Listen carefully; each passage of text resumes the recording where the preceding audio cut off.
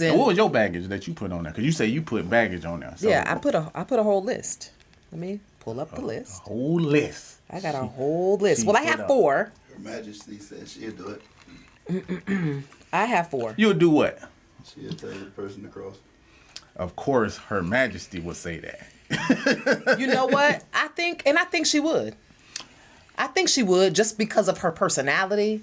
I think that she can't help but I think her personality is just very straight up anyways. So I think that, but I also don't know many negative things about her. As close as we are, I can't think of things that, you know what I'm saying? Besides the fact that she has children, I can't, and that she's a workaholic. So there's two things. But that's the thing though. Women, I don't know a woman that's going to consider their children baggage. So they're not going to put that on the list. They're not going to put that on the list. But one of my friends did, though.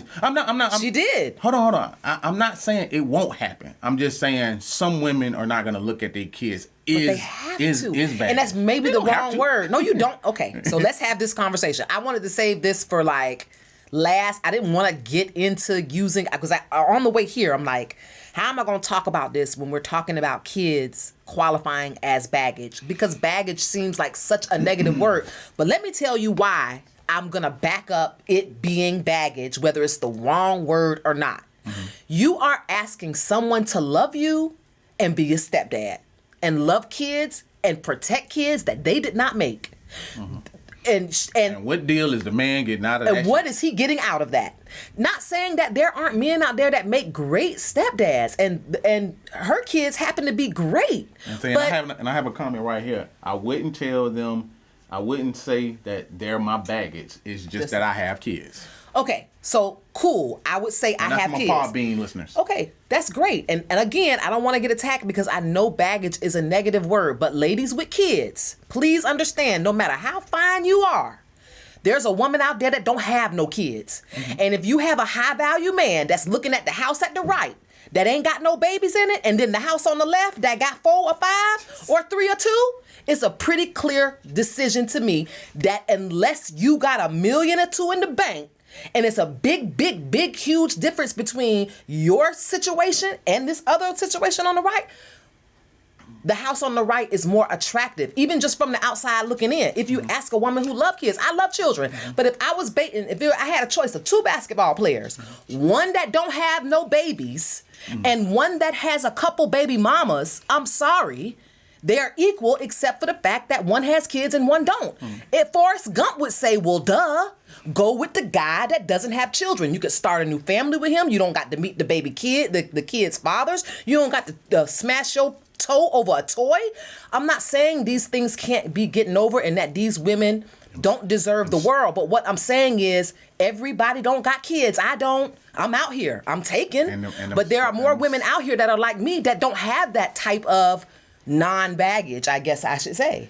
And she said she on Podbean that says she don't feel like she being attacked. Okay, good. I'm so glad because it's hard when you have to address somebody and say, well, you know, your kids might be. But keep in mind an issue for a guy. But I do want to say this. Your Majesty said the kids have to come first.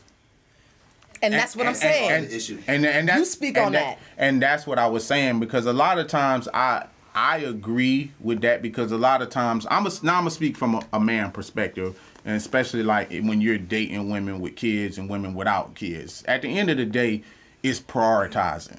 So I would never fault a woman for can't say the word. Prioritizing. Yeah. Prioritizing. Yeah. Their kids over me. I mean, I wouldn't do that for my kids. You know what I'm saying? I'm gonna put my kids first too. So if let's just say you have a religious woman that's putting God first. Now the kids is there. You know, you're gonna come somewhere like 3rd or 4th, and then now it depends on the man if he can deal with being 4th on the list. It is what it is. 3rd or 4th on the list. Yeah. Now, it's other situations that come into play too. Circumstances.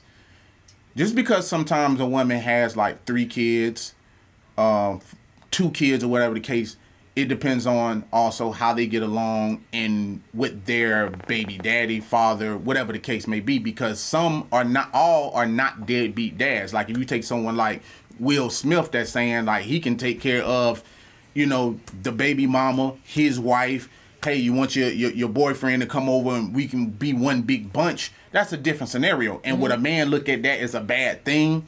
A man probably wouldn't look at that as a bad thing because he's like, damn, you don't have a crazy, you don't have a crazy baby daddy and he's taking care of the responsibility. So every situation is different. Could be, totally different. Now, if you have a baby daddy where I'm always hearing he ain't shit, like he's a deadbeat.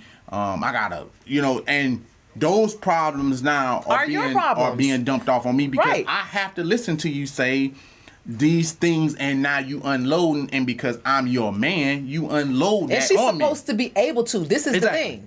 You would be wrong to be like, damn, all you do is, she's supposed to be able to vent to you. But I want the woman for a minute to take a step back and say, they're right. Even though I should be able to vent to my husband, if I didn't have these problems, we could talk about something else, us. So you have to give a man that's sitting across from you and dealing with the father of your children more credit. And it shouldn't be the attitude where that's what you're supposed to do. You're supposed to step up and be a great stepdad. You're supposed to love my kids the same way you love me. Why don't we become a little softer and let's realize that that's a big feat. That's a big thing to do. It would be a big thing for me to walk into a house with, and be a stepmom. So let's give these guys a little bit more lee room, or is that the right way? A little bit more leverage when it comes to things like that, or leeway. Luscious JB says kids are a part of the package. They aren't always in the way. Just because a woman doesn't have kids doesn't make her the better choice. Okay, that's cool. But again, I said Forrest Gump could figure that out. I said if both of the people were equal. I didn't say that's. First of all, that's the first example I wanted to be clear on. If I met two basketball players and they were both equal in everything, one had kids and one didn't, that even Forrest Gump would say, well, Kana, you know what? He doesn't have a family already. There ain't no baby mamas over there. So he might be the better choice. That's just common sense. And I know that these women have children. So why don't we say if your son came home with a girl that already got 2 kids, I bet you wouldn't be saying, well, that don't mean she's not the best girl for you. You go ahead and go out with her. You would be telling your sons that might not be the best choice, and they don't have to do that. They're still young. There's still a lot of life to live. You don't have to make that choice yet. Now, when you're 40 plus and you got kids, then yes, your choices have dwindled.